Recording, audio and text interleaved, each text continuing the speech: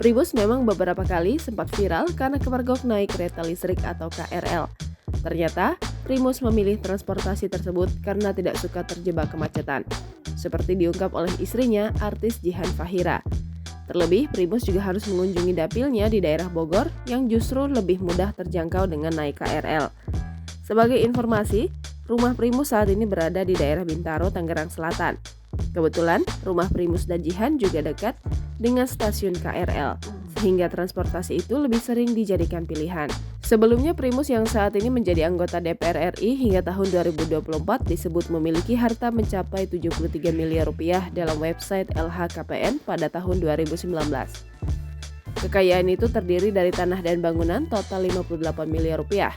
Sejumlah kendaraan bermotor, mobil dari berbagai merek dengan total mencapai 2,1 miliar rupiah, serta harta bergerak lainnya.